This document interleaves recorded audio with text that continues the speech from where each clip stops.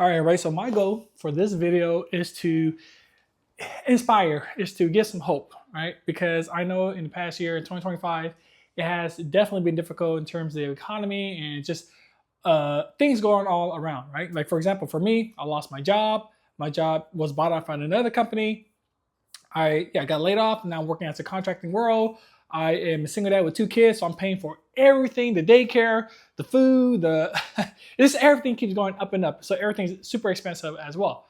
However, I have set myself up to prepare for moments like this, to be ready to overcome where I might be in a financial pitch or where I might be mentally distressed because I lost my job, like I did earlier, right? And there are a number of ways that I have remained optimistic, remain positive, and not in a fake way. Like I still take things objectively and look at them realistically and be very self-aware of what I can control and what I can't control, right? And I think that's gonna be one of the main themes in this video, is just focusing on things that I can control. So as I mentioned before, I'm a single dad with 2 kids. And the reason why I was not too worried when I lost my job is, number one, I kind of saw it coming. And number two is that I have been really good with my money. I have a 6 to 12 month of expenses. I'm very good with where I put my money. I don't overspend. I don't like go travel a lot anywhere. My money is meant for me and my kids, and that's all. Like I don't really spend on big TVs or technology or anything like that. That's not going to help me grow as a person and help me succeed for my family. And so just overall, I've been really good with my money. And what I try to think about is just things that I can control. Like I can't control that I'm going to be laid off by the company, but what I could control is how I choose to act afterwards, right? Like right when I got laid off, the first thing I did was, number one, apply for unemployment. And I did that right away on the same day I got laid off. And that's another thing about the layoff. Like I got laid off on the same day they announced it, which is crazy. But I quickly applied for unemployment. I asked, I think 15 to 20 people for LinkedIn recommendations. Like you could go on my LinkedIn right now. There's tons of recommendation.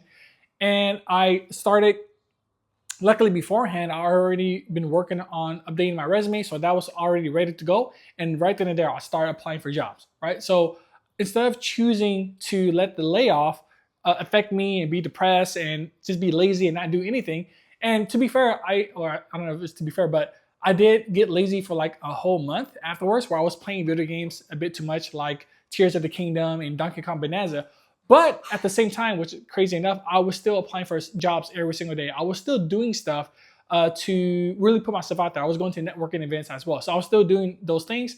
But there are definitely moments where I slacked off, which is okay because, I got laid off. Like it happens. But I think I was just able to bounce myself back really, really fast. And because I was asking a lot of people for referrals, I was able to get a job referral to a contracting role that I'm working on right now, thanks to that networking, right? So I put myself out there, and because I put myself out there, I was able to get this contracting role, which pays a lot more. And so some other things, I already talked about those in other videos about being laid off, so you can check those out. Another thing is just really controlling my environment. Like what environment am I setting myself in? What am I consuming every single day in terms of content? Am I watching too much politics? Am I watching people that just add no value to my life? Am I hanging around with friends and family that, like just nothing's happening, no growth is happening, right? And one of the things, like I'm a very ambitious person, so I need to constantly be seeing some type of progress every single year. And luckily, that's definitely been happening this past 3 years after separation. And that reminder of me progressing every single year or every single month, like because I track everything, every accomplishment I have, whether I made a lot more money, whether I got bonuses, whether I got promotion, whether my investments increased, whether I met new people or new friends that helped me grow as a person. Like I note down everything. And it serves as a constant reminder of things that I've done that was under my control that helped me grow as a person, right? And if you have like a history of that and you read it every now and then, it's a great reminder that you have accomplished a lot of things in the past. Like you just don't remember it, right? Which is why it's always a good thing to really, like when you have a big accomplishment, you always want to write it down so you don't forget it. And so because I constantly remind myself of all the past stuff that I accomplished, it increases my hope. It increases my optimism. It makes me more positive. Like that's one of the attributes that people say about me is that I'm a very optimistic person. And like I mentioned before, it's not like a fake type of thing. Like I'm really optimistic in a realistic way, right? I know the economy is bad. I know that everything is increasing prices, but there are still things that I could do to increase my chance of surviving or overcoming the challenges. Like it doesn't make sense for me to go eat out a lot when I could cook food at home, right? Which saves a lot more money.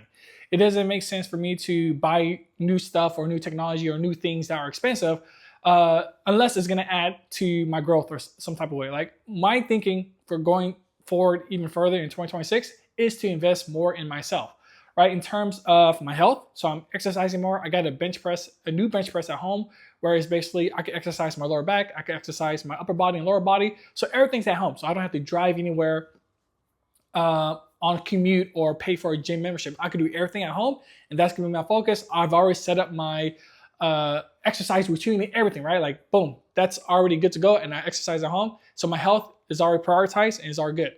Supplements and protein intakes, like I've already increased it, and I already have a set motion and plan of every single thing that I'm gonna take during the day. I set phone reminders on my phone to remind me of which drinks to take and what supplements to take. Like that's how detailed I'm getting into working on my health going forward.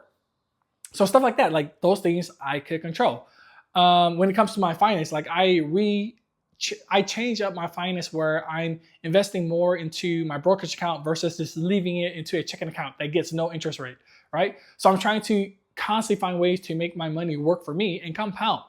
And another big thing, this is part of the biggest one, is just investing in education, meaning that I am investing in mentors, investing in courses, investing in networking events like the Chamber of Commerce. There's several Chamber of Commerce in my area that I plan to join, and just to put myself in more business-oriented environments and situation, right? Be around other business-oriented people, because that's what I'm trying to do.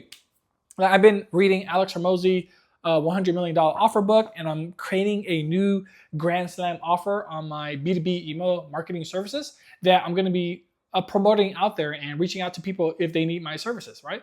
So there are so many things that I'm focused on myself to improve. And I don't like the victimhood mentality, like to always complain about the economy, to always complain about other people, to always complain about the president or stuff like that. I just think that it's not necessarily a waste of time, but there are just way better things that I could be focused on, right? And like every time I watch politics too, or just social media in general, like more than, I would say 80% of the stuff doesn't even affect me. Like it's just there because it's recommended by YouTube or it's recommended by the algorithm. And I'm just wasting my time watching these things that doesn't help me do anything. And so like I'm switching my mind to be more of a producer versus a consumer. Producer versus consumer. So I'm always trying to,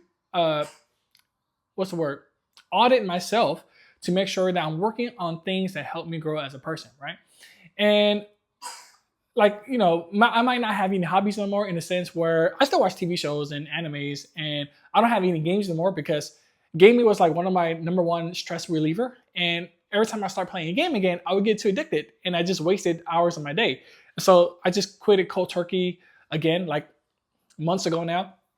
And so I don't play any games no more, but I still watch TV or movies every now and then with my kids. So, so it's still good to have hobbies and relax and chill. But if you are feeling guilty every time you watch TV or something, you know, maybe just spend less time on the TV and more time on doing something productive that you know will help you grow as a person. And that's like always on my mind, is like, if I'm going out with someone or hang out somewhere, will it help me be better? Like, is it going to be worth my time? Like, for example, another thing that I'm getting better at is just simply saying no more often. When I get invited to events or parties and stuff like that, I just say no.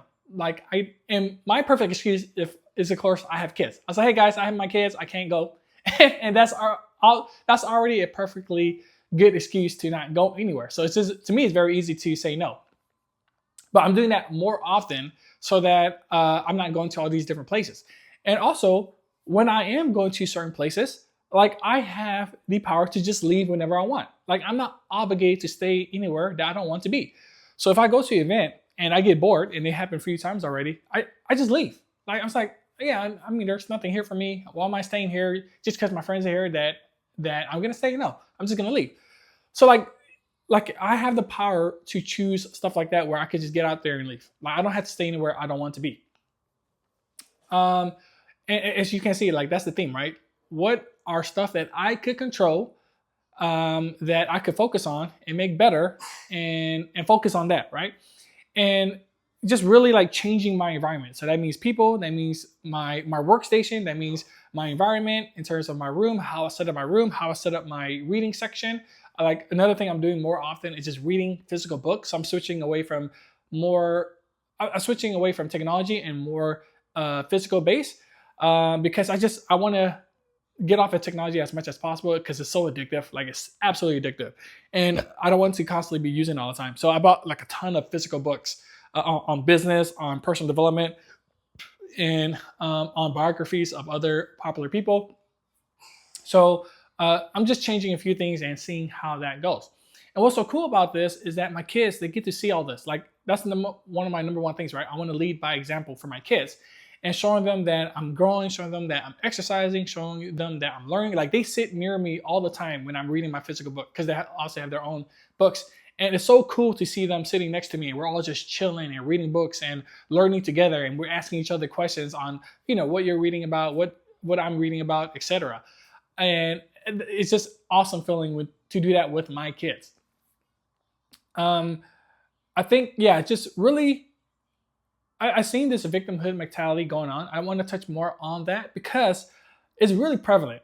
Like, I guess people really like to be around other people who complain and cry or they just complain all the time. And it's just not good. It's just not good to be a victim, right?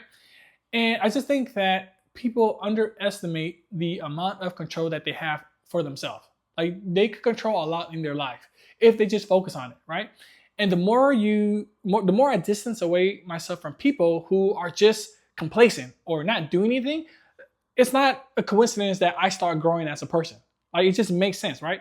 Every time I distance away myself from other people that are not on the same path or not on like they're not growing, I get better, right? It's crazy how that works.